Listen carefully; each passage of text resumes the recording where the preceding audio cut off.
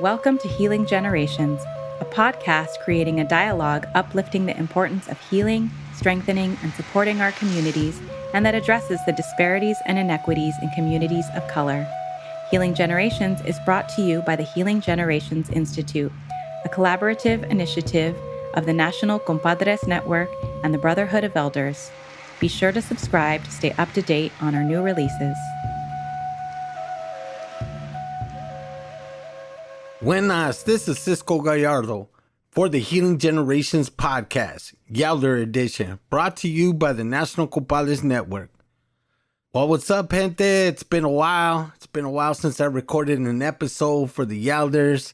I just want to remind the gente, please share, like, follow, do all the social things, let people know about our message of healing, and maybe you have a message for us and you would love us to share it and talk about it, please don't hesitate to go to our website and you could find my email, send us an email and definitely I would appreciate that so we can find new guests, new stories, all those different things that we want to talk about. There's so many beautiful teachings out there in various communities. And really the only way we're going to know some of these communities is if you share them with us, I'm hoping in the future we could do a little bit more of that.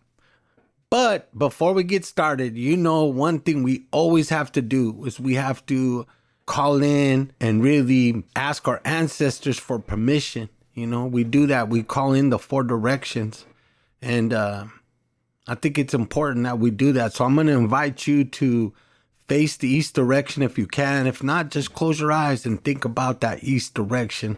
Think about that direction of the men, our grandfathers, our fathers, our brothers, our tios, our hood tios, our nephews, our little brothers, our sons, our homies, our co-workers. I want you to think about all the men in your life and all the things that they've done, all the things that they've given, sacrificed.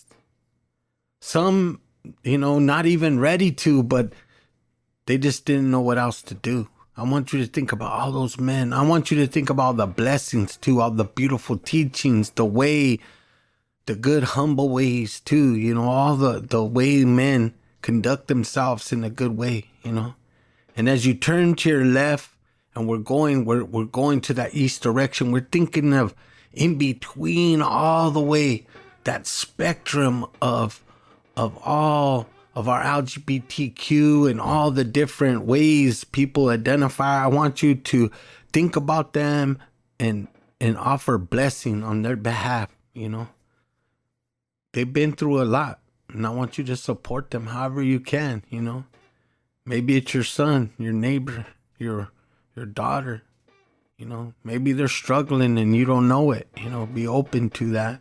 Be open to the teachings. And as you face that west direction, I want you to think about all the women in your life, our grandmothers, our mothers, our tias, our daughters, our sisters, our little primas, even our little nieces, all the things that they've been through, our granddaughters. We want to think about them, all the beautiful teachings that women provide to us. From the oldest to the youngest, just the way they conduct themselves, that beautiful nurturing way that they are, I really appreciate that about them. Even their struggles that they go through, we want to think about them and we want to remember them every day, all the special women in our lives, we want to remember them. And as you turn left again, we turn to the direction of the north, the direction of our elders, all the different elders, those of our ancestors, those that lived before us, before they even knew our name. They thought about us. They thought about, how can I make the world better? What can I do? And we want to think about them. Maybe all the struggles they've been through. And our elders too. All the elders that have sacrificed different things on our behalf, even if we didn't know it or not. We want to think about them And if you have your grandparents, your parents still alive, maybe you have a great deal, or your neighbors and elderly, make sure you say hi to them, talk to them, call them, check up on them, do all you can, to support them in that way. I ask you, as you turn to the left again, we're going all the way down, from the oldest all the way to the youngest. We're facing the direction of the south. As we turn to this direction, we think of all those young children, even those young babies are not even here yet. The babies that are coming, the babies that are here, the newborns to the toddlers, to the elementary school, to middle school, to high school, to college, all those things, we want to think about them in that good way. All the blessings that they bring to our lives, and sometimes frustration too, the lessons that they teach us and the lessons we get to teach them, how it's important, Again, we think about all our people from the youngest to the oldest, Think about all of them, because that's our community, that's our familia, this intergenerational, not only trauma, but healing. That's what we want to see. And I want you to lift up your hands and greet the sun, Tonantiu, just all that it represents. It represents that hope, that light, the energy that we need. Our body needs it, the plants need it. We're dependent on it. We want to recognize it, acknowledge it.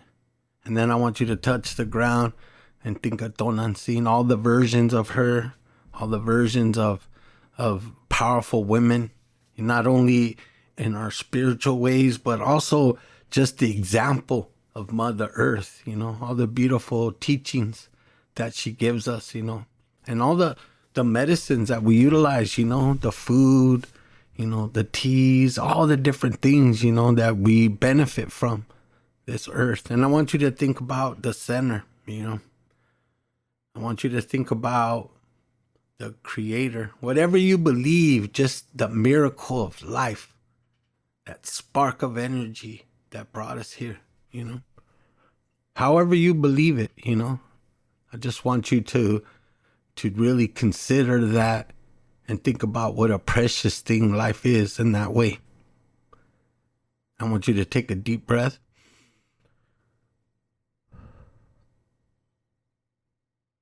Thank you.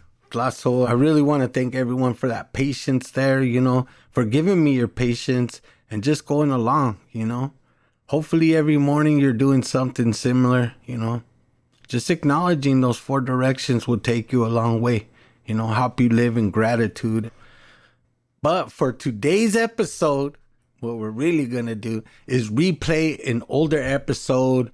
Olga Gonzalez is a really good friend of mine. She's an activist. I knew her, when she moved to Denver back in the 90s. She's from LA originally, the LA area. She moved over to Denver, and, her kids, everything, her husband, just an incredible life and story she has to tell.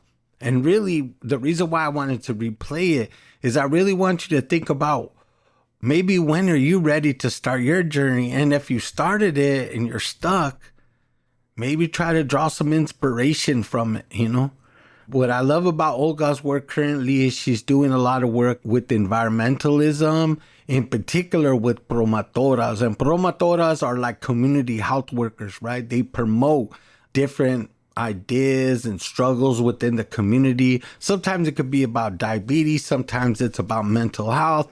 This particular one, what they're talking about is damaging effects, the environmental damaging effects of an oil refinery that's kind of in between the city of Denver and a city called Commerce City. So in this little area, there's this big oil refinery, and there's, this gas is up in the air. And how does it affect our community? But this is also a precursor to many things that happen in our community that businesses don't realize how they're affecting not only the community, but how they're affecting the wildlife, the animals, and things like that and around the area. So it's really important. So enjoy this episode, and please, at the end, follow all the links that Olga talks about, all those different beautiful teachings she has to offer. And with that, I'll come back with a fresh episode next month. I can't wait. Palabra. I have a special guest today. I consider her a good friend, a thought partner in the community. She does a lot of things that I appreciate. So I want to introduce Olga Gonzalez. I don't know your whole name, how you do it, Olga, but I'll give you a chance to introduce yourself. But can you share a little bit about yourself, your family, your background, and your journey up to this point in life?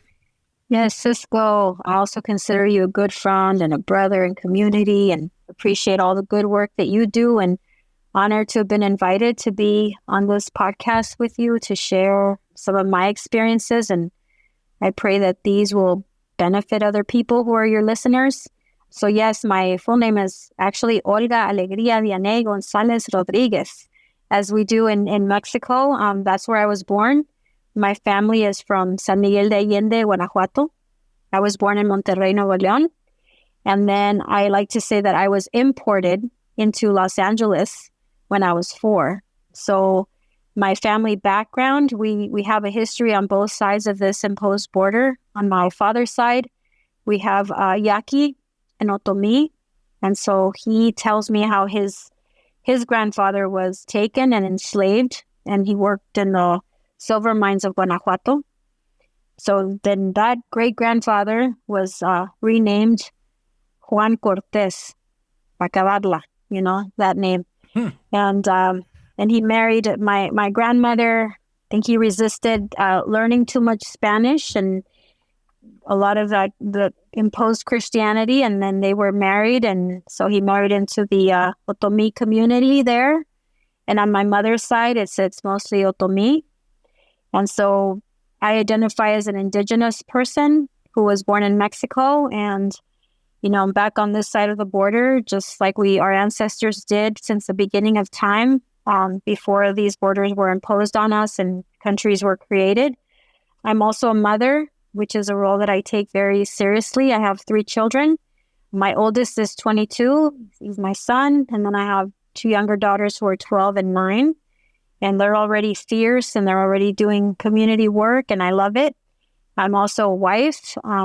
My husband also works in community spaces, and his name is Malik Robinson.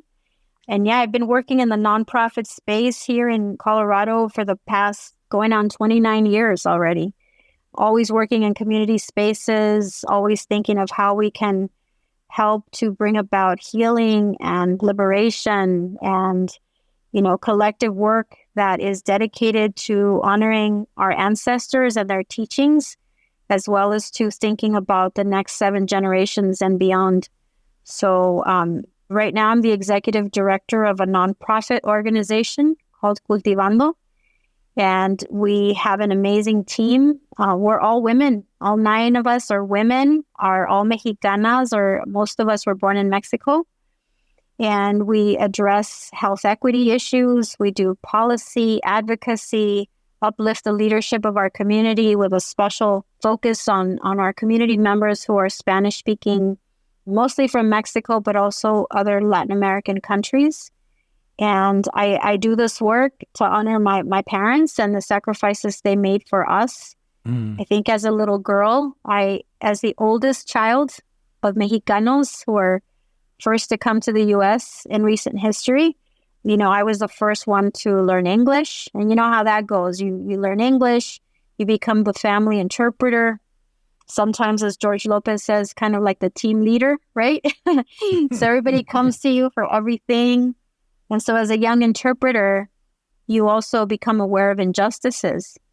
So you're put in these adult situations sometimes where you're not just interpreting, but suddenly you're also advocating for your family, and I remember being undocumented for many years, and then amnesty allowed us to become residents, and I did a lot of our paperwork. I was like in middle school, and then later for my tias and tios, their citizenship paperwork, and So a lot of responsibilities when we're the first, right, to learn English and help navigate the systems that were not made for us. And anyway, I think that I'm still sort of doing what I did as a little girl. I'm still advocating for our community, helping us navigate, helping us elevate our voice.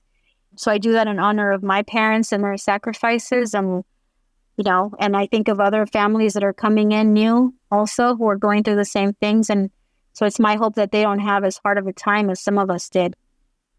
Yeah, I appreciate that. My family was the same way. My mom coming from Mexico and not really understanding how the United States works, how society works, relationships, all that type of thing. And I see my mom go through that, sometimes alone, sometimes just frustrated. And as a kid, you help out, but it was at very two different worlds, and then my auntie, same thing. More families come and, I remember my auntie having a whole different name and I'm like, well, that's not her name. And my mom's like, cállate, you don't know what you're talking about. I'm like, what? But yeah, it's the things we have to go through, So I appreciate what you did for your family, I appreciate that because, it was preparing you for what you're doing now in a lot of ways, which is beautiful in that way. But I want to ask you, what does healing mean to you? That is a beautiful question, Cisco. I think I've been reflecting on that quite a bit. I think that our generation is trying to figure out what healing looks like to us. I think our ancestors didn't have the luxury of thinking, hey, I need some me time or I need to engage in self-care. I think oftentimes we come from a history of survival and sacrifice. And, I think of my own family history and I think of how my parents sacrificed for me and how I was expected to sacrifice for them and for community. And so the idea of healing was kind of new to me, although I knew it was important. And I know that it involves so many things. So on a community level, we can heal when we decide that we are worthy of it. We are worthy of taking that time to rest, to recharge, to experience joy, and to just be. I think as quote unquote, I don't consider us immigrants. I think we know we're indigenous people, but when you have that label, you're always held to a higher standard. You have to be exemplary. You have to be excellent. You cannot ever be mediocre. So stopping to think about my healing is something I'm really excited about. So it looks like on a community level, I think we do healing when we do good work in community. Maybe we're not curanderos or these healers per se, but when we do work that helps people have an easier life, when we do work that brings people together, when we do work that helps people realize their power and their potential, and then they feel like they could go out and transform systems, that is healing and powerful in whatever way we do it, whether you do it through the arts or through community work or through advocacy or whatever that might look like. Thankfully, many of us have these traditional ways to go to. And so I've always participated in ceremonias, sweat lodges, Sundance, all the things that our ancestors preserved for us and gave their lives so that we could still have. I was a danzante for many years, and that was medicine for me. Dance is medicine. Music can be medicine for me. I love to dance. I love to sing. I'm not a good singer, but I like to sing anyway, I think spending time with people I love and care about is healing. It's not giving away my time and energy to just everyone and everything. So learning to say no can be healing. And from all the work that I've done and all the ceremonias I've been a part of, I realized that I needed to take time to hold ceremonia for myself. When you don't stop to heal, your body is going to kick your butt. You're going to experience it. You might have a headache, you might have anxiety, you might have pains that you're just like, where is this coming from? And I'm hearing that from a lot of friends in community spaces too.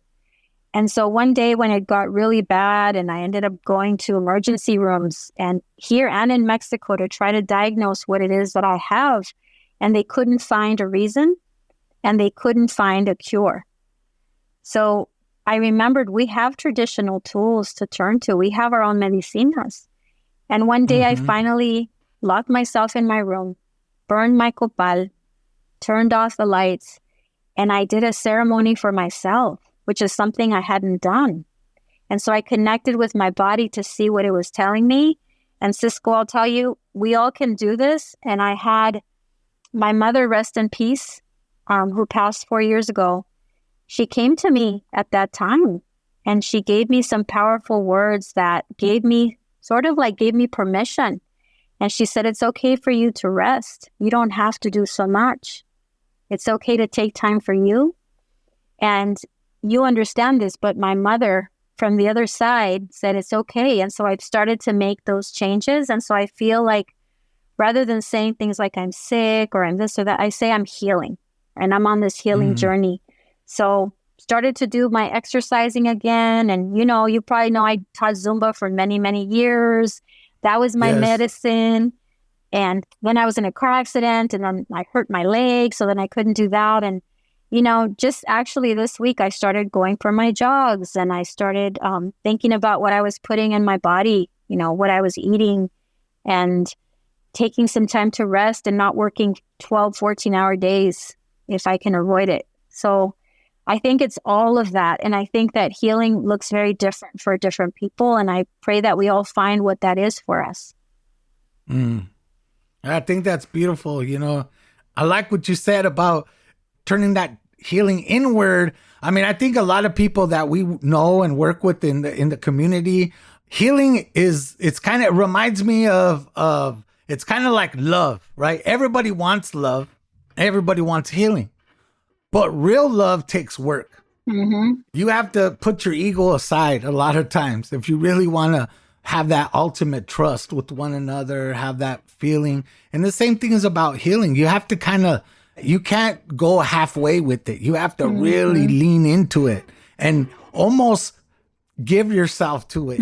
And then you'll start to feel those blessings. It took me a while. I was good with doing it for other people, but to do it for myself, there was a little bit of me that felt I wasn't worthy enough. I don't know what it is. There's something about when we do work in the community, in the nonprofit sector or whatever, we almost say it's all good for everybody else, but not me. I can't do that because somehow that's selfish.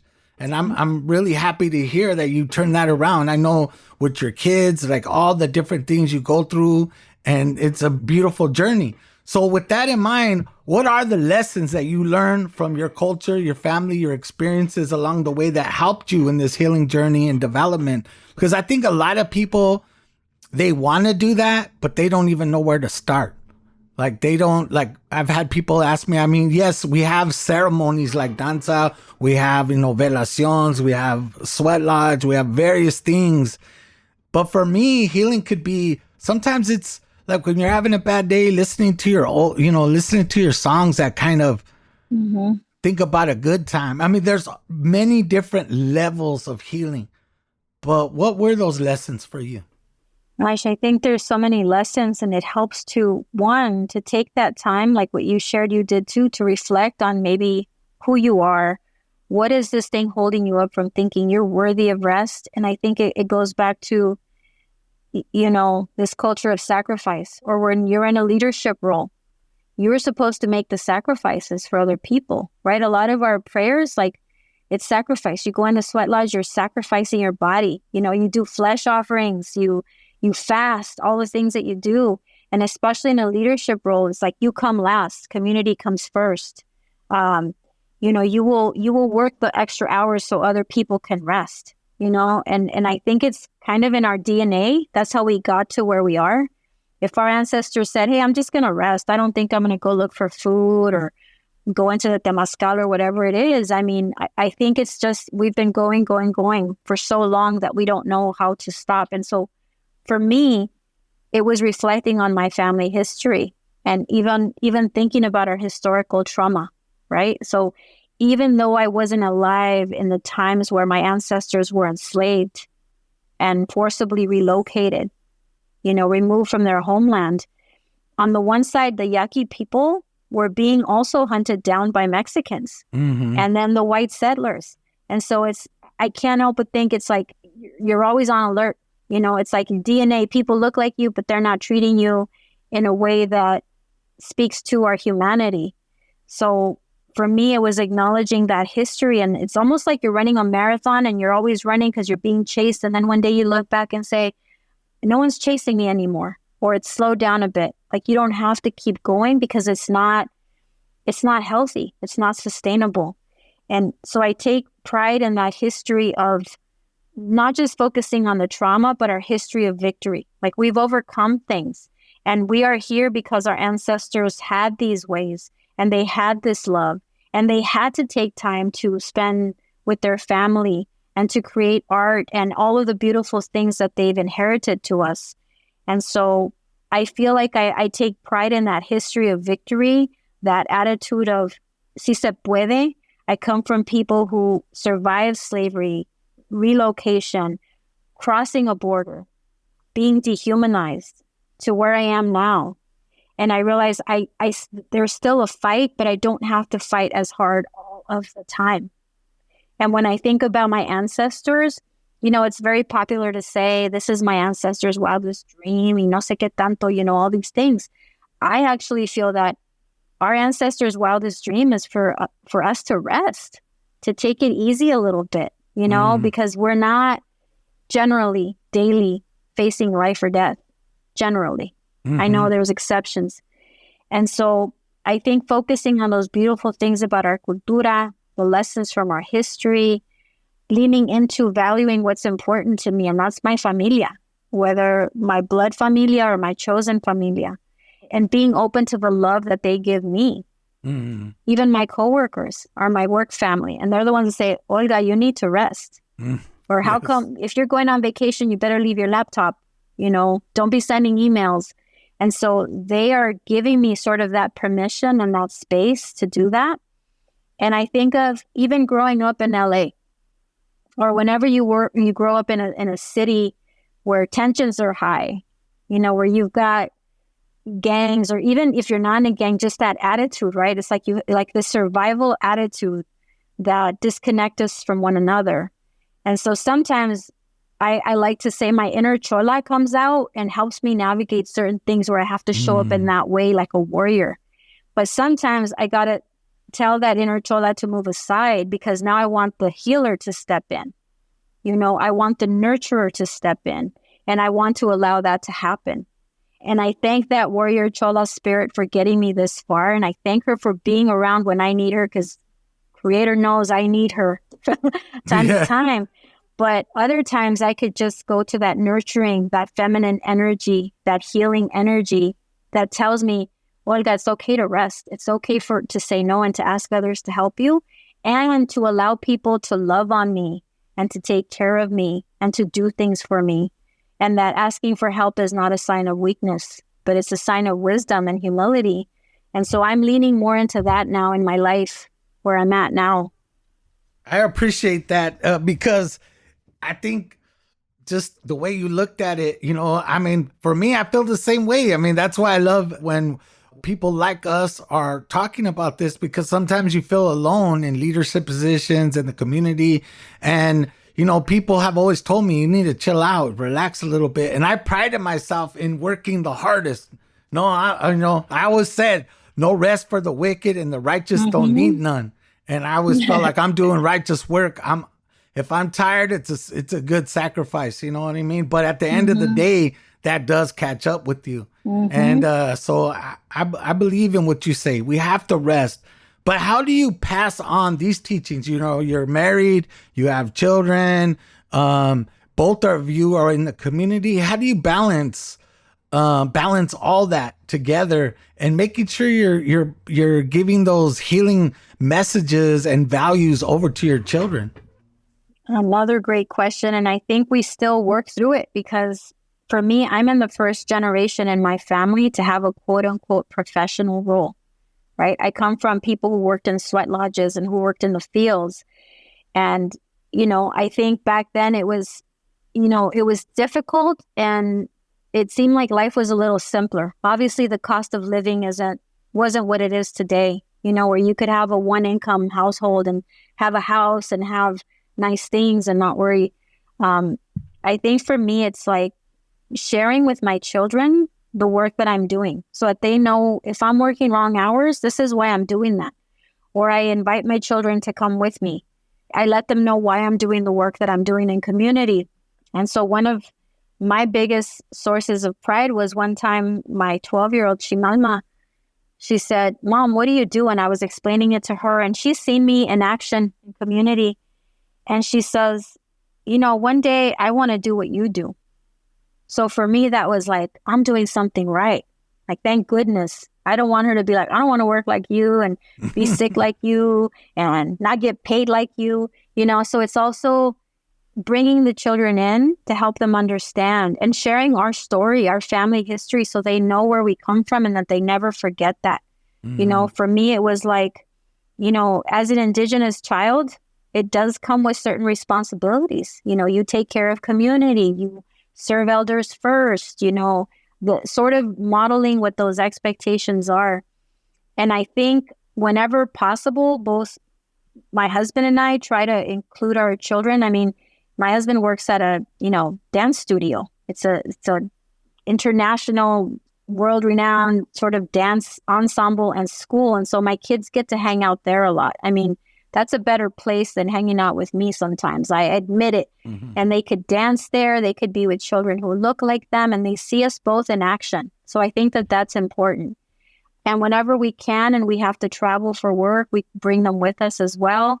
Again, with my husband, with Malik, like this weekend, he has work out of town, and we're making plans for who can pick up and drop off the kids so you can come with me, because it's so easy to get so caught up in the work that you lose sight of who you're doing it for. I don't want to be known as somebody who did good work in community but neglected my family, And I think that, like our ancestors in the Chicano movement, they did it at great sacrifice of their family, of their health. Yes. And the partners and the children had to share them with the world and hardly got to see them, And so I appreciate those sacrifices that they made. And I want to be able to do good work in community while still being a very present and loving mother, while still being there for my partner, while still being there for my family. And so I think it's really having those conversations about why are we doing this work? Who are we doing it for? And is our work and our family life and our relationship in alignment with that? And I'm not saying we get it perfect. I think we're trying to figure it out as we go. Because we are in a unique situation where we're both executive directors of nonprofits and are expected to not just do that work, but to show up in community spaces. And, sometimes I'll admit I forgot about a parent-teacher conference, because we were busy doing something else with the kids, and not beating ourselves up too much, because we can't be super parents, super EDs, super community members. I mean, something sometimes has to give. And so just giving value to those things that are important to us, I think helps us stay focused. Yeah, that's important, that balance. I mean, you said as a parent, I've seen people that I know and love in the community, and their kids went wild. And when I was young, I saw that, and I was like, I definitely do not want that to happen.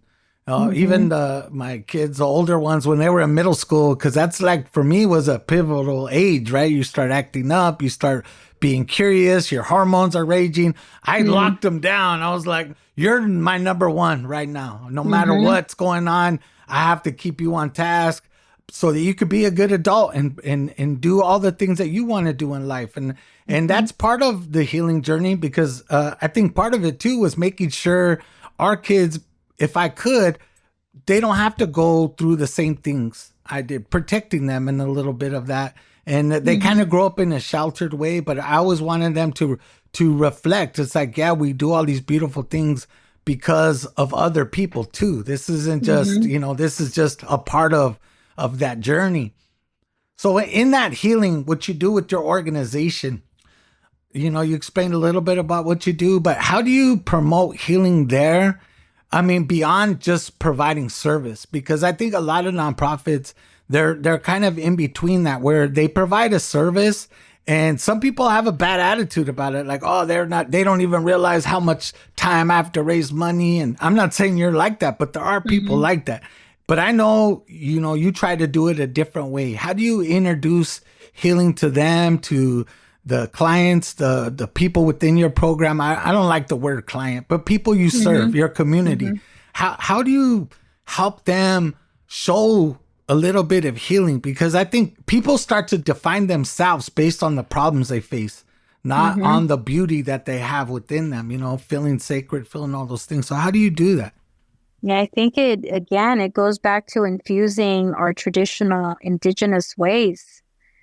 And there's been a lot in the news about the anti-indigeneity within our community, right? So personally, I feel that a lot of our healing, we already have the tools and that wisdom that was passed on. Sometimes in our community, we don't give it much value. We think it's superstitious. We think it's something, anti-God, or, sometimes, just burning some copal, people think it's like witchcraft or something like that.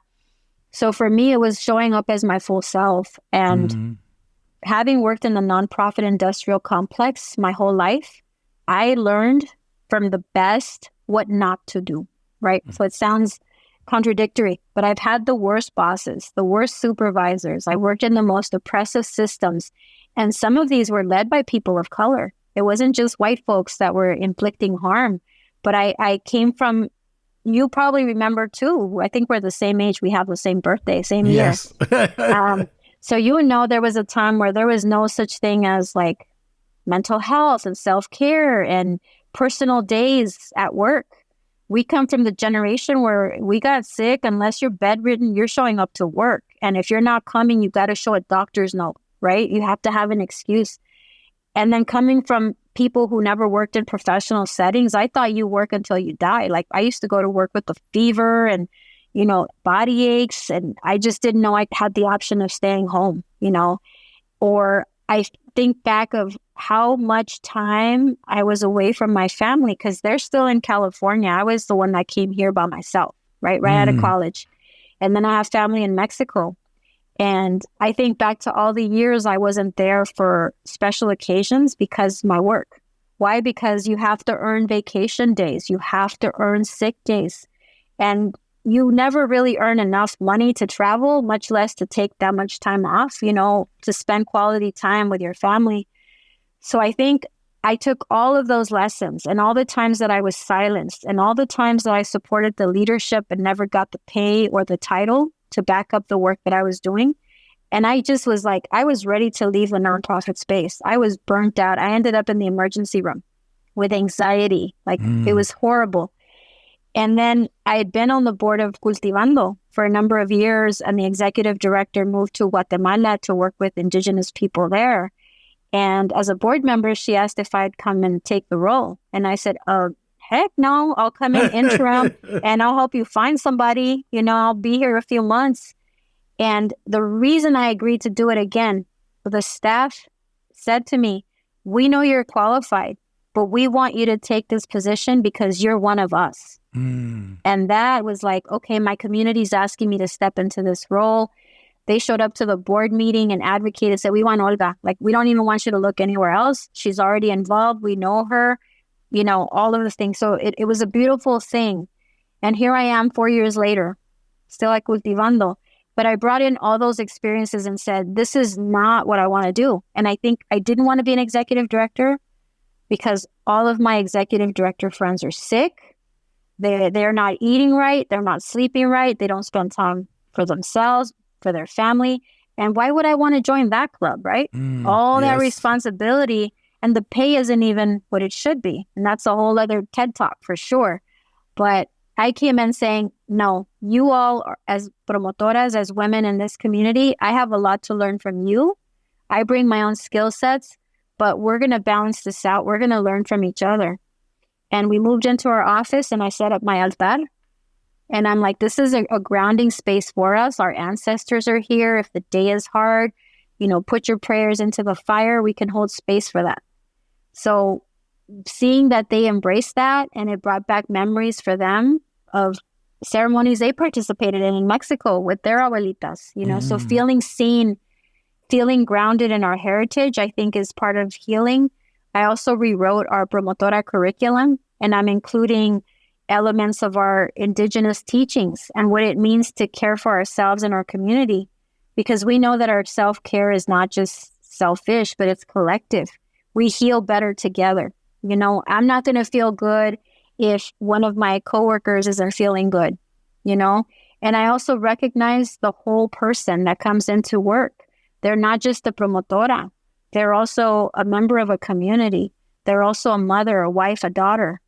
So for us, it's not uncommon for them to say, hey, Friday, I can't come in because I'm a madrina for a quinceañera and I have to go set up. And I'm like, do what you got to do. And the rest of the team has your back. Or I have to go to Mexico because my mom's in the hospital. We make space for that. I never count the days that they've earned for sick or vacation. I think it's ridiculous. I'm like, I don't know how many days you're sick this year. You may not be sick at all. You might be sick for a month. You're going to take the time off. You need to take care of yourself and your family. And so coming to work knowing that they're not being judged in that way, I think is a way that we bring in that healing. I think is bringing in the whole person. We also have workshops that support salud emocional. And we bring in speakers. We bring in everything from therapists from our community who understand the culture to curanderos and elders to talk to them about healing ways. And so those are ways that I try to infuse it. What I'm working on is modeling that time off that I said for myself, but I'm slowly moving in that direction. And our metrics, as they say in this space, for how do we know we did a good job? And I tell them, if at the end of the day, your mother, your abuelita, would feel proud of the work you did, then you're doing a good job. And that's it. Absolutely. I totally agree with that, man. You said a lot. And I think two things stuck out to me. One, allowing them, to get reacquainted with their own culture. Because I think a lot of our people, especially for our Mexicanos, and even some Chicanos in a lot of ways, or other Latinos, they know who they are, but they also been blinded by colonization, their role in society, what we see on TV. And it's hard to say, no, we can accept all of us, our indigeneity, the things that we use, you know, as to make ourselves feel good. It's sad that almost everybody I know in the nonprofit space has anxiety issues. I remember I was 30 years old when I got hit with it, and I was like, oh my God, what's going on? I'm having a heart attack. And the doctor was like, no, you have anxiety. I was like, what? What's that? And then my friend Felipe has it, then Jojo has it, then other friends have it. And I'm like, wow, like that's one part of the nonprofit world we need to change. I mean, in all across our communities, we need to put forth the social emotional needs of our community and our family members. And we need to normalize taking care of yourself. Exactly. You know what I mean? And I think that's a hard part. And I'm glad in the promotora kind of model, it is being that promoter of health, but giving out really good information and modeling it. You know, it's not enough just to say it. You have to do it, right? If you're going to utilize the Comadre network, or however you're going to do it, you have to make sure that it's that love. And then the second part of how you try to bring it up with yourself and build it in your own life and to model it. I think it's even just acknowledging people too, right? Acknowledging your workers, saying, man, we care about you and we want you to be all right. It's not just about what you produce for me. Exactly. Or for the organization or for our mission. I want you to feel good about what you're doing, because that's going to show a lot more. So that's beautiful. So what counsel would you give to others in our same age group, right? That are maybe they're not an executive director yet, because you've been more of the ground worker before that. And I remember you in that role, and it's kind of one of those weird things. You're working hard, but you can't make all the hard decisions. You sneak in your values here and there, you know, to get things done for the organization, but they don't totally appreciate you. But there's a lot of people that are in that Yelder position, right? They're doing the work, they're doing all that, but they don't know where to. One is to be ambitious, but also take care of yourself. You know what I mean? Like, and also speak up for healing ways within our community. What advice would you give to them? the young Olgas out there that are trying to make a difference, and that's really driving them.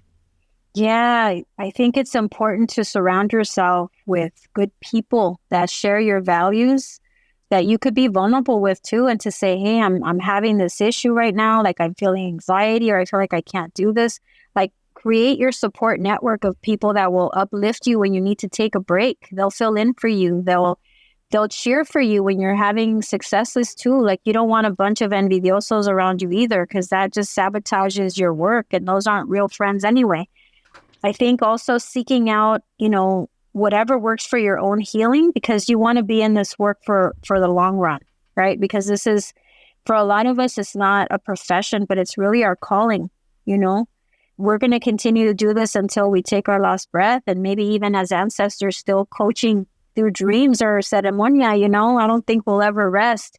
So I know, and hearing, some of the people you mentioned, like Felipe and Jojo, like I'm also happy to see that we have a lot more healing circles happening in our community, so people could come and be vulnerable and invest in each other's healing and in each other's growth. And I'm part of Círculos too. Sometimes I participate, sometimes I facilitate, and I do it for my team. And I think for me, like in my organization, I'm invested in the professional and personal development of everyone on my team. And I say, you're not always going to be here at Cultivando. So I want you to learn as much as I can. So all of my promotoras now know like things that are like grant writing and reporting. They weren't a part of that before. If we're meeting with funders, they're coming with me. If I'm asked to go somewhere where we're networking, they're going with me. If we're receiving an award, we're all going. I look for funding to support our self-care. So we take nice retreats, every year to give us a break, to check in with each other, to hold a healing circle where we could cry and release all the things. I had my team, I had sent them, the Spanish-speaking promotoras, to Durango here in Colorado. And if you're not from here, it's still pretty cowboy over there, Oh, yeah. We're not super visible. And so there's still, think of cowboy, big trucks, Confederate flags, Trump supporters. That is where we do some work, because our community is there too. And so I sent them on their own for the first time to go facilitate a workshop, and they were treated very poorly because of who they are. They were told not to speak Spanish on the plane. People were coughing on them and not wearing masks, and they told me, they came back, and I was so upset. And then I hear them say things like, well, maybe, or we're lucky that we were allowed to go to these spaces. And I'm like, you are not lucky. You belong here. And so then I go the opposite end, and I'm like, you know what? We have enough money saved up for retreats. I ended up buying us first-class tickets on an airplane to San Francisco. They wanted to visit a winery. They wanted to see all the things. I took them to a 5-star restaurant, because I wanted to kind of help them see that they do deserve this and they do belong here. So for me, that's advice too, is like, find people who believe in you, who want to see you be better. Those people that open doors and keep them open for you, not slam them after they get in. Because unfortunately, we have a lot of envidia in our community. We have people taking credit for the work of others. We have people positioning themselves as healers when they're actually the ones causing harm and the reason we need the limpias.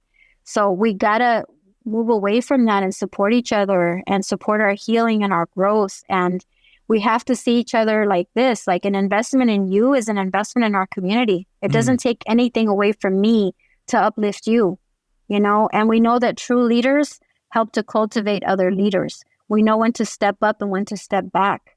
And I think some people haven't learned that, or we think we're the only ones that could do a job, and we stay in a toxic environment because we feel we can't get another job, or because we feel nobody else is going to do the work like us. And so we got to move away from that thinking and know that if we move on, somebody else is going to come in and do the job, and maybe even better than you. And it's okay to step away from those situations. We don't have to sacrifice ourselves to that extent. And the work will always be there. If you do good work in community, you will always have a job, because people will look out for you. And so we have to trust in that. Yeah, I mean, that's one lesson young people need to hear, definitely, that are coming up. is, yeah, when it's toxic, don't stay there because things are going to change. Do what you have to do to take care of yourself and grow. You know what I mean? As always, you know, in leadership roles, it took me a while to learn. The more you invest in them, the harder they're going to work, not just for you, but for themselves. They're going to have pride in it. They're going to feel good about it. And eventually they might leave. But don't make them feel guilty. Let them leave in a good way, because you never know when you might see them again, and cultivate that relationship. It's important, you know, that we do that as leaders as we get older. But I just want to say to all those Yelders out there too, you know, think about what some of the things that Olga said regarding taking care of yourself for real, like really taking that time, and every so often evaluate your situation and where you could go, you know, and not let those roadblocks hit you. And even in our own culture where we're learning about kind of reconnecting in a lot of ways, reimagining, but our culture is also a live culture. So we can create our own ceremonias in the future too. We don't just have to rely on the past, that we still have whatever we need to do through our ancestors. We could do it too. You know, we could think of new ways to appreciate one another. You know what I mean? And like that, and appreciate your life. So with that, Olga, I want to just say thank you so much, you know, for taking the time to talk about healing, to talk about your journey, sharing all the wisdom that you have. You know, I really do value it, because I've seen you blossom over the years. I mean, you already had, you know, I think when I first met you at a call, you already had a spark, but I know you've been through some things too to get you where you're at now. You know, I think throughout my life anyway, I've been humbled different times in my life to help me reorientate me. I think I know healing, and then something else comes my way and teaches me another lesson. I know you're like that too. So good blessing to you and your husband and your children, you know, your son and your daughters. You know, I really, you know, even the journey that you've had with your family, it's beautiful. So is there any last thing that people, if they want to get in touch with you, they want to learn more about your organization, how could people follow more things about Olga? Yeah, so our organization, we're still building our website, but it's, you know, you could see it. It's www.cultivando.org. And you can reach me. It's easy, olga@cultivando.org. And I thank you for this opportunity. And I want to tell our people to never forget where they come from. You know, remember who you come from.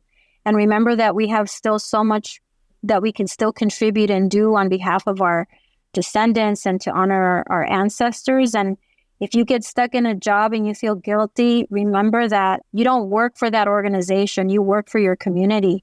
And trust that wherever you go, you're still going to be working for community. So don't feel guilted into staying at a job that is not seeing you and uplifting you and making you feel joy and pride at the end of the day, because you deserve it, and we deserve rest. And again, I feel our ancestors' wildest dream is to see us happy and thrive, and to live good lives that are not full of the same level of sacrifice that they made.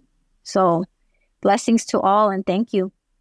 Thank you. Thank you again. So with that, I want to thank all our listeners again. You know, thank you for taking the time out of your day to listen. I don't know if you're driving, you're at work, or whatever you're doing, but please take care of yourself. You know, think about that and be good to people. You know, it's all right to tell people, you know, that you love them, you care about them, and you want the best for them. I know sometimes for not just for men too, it's for women, for all people that are, you know, sometimes we've been hurt in our lives, and we have a hard time showing love. And there's also people who are very loving, but inside are hurting too. And they're so prideful, they don't want to let people know. So just because you think, oh, they're right, they got it together, still tell them you love them, you appreciate them. Believe me, they're gonna feel good about that too. So again, if you want to leave us a review, or maybe you have a guest in mind that you think we should interview, please, you know, in the comments, you could go to our website, nationalcompadresnetwork.org, and you could go there and you know, see all the different things that we're doing in the community. And it's a beautiful thing. So until next time, palabra. For more information about Healing Generations and the Healing Generations Institute, visit nationalcompadresnetwork.org and be sure to subscribe to stay up to date with our new releases.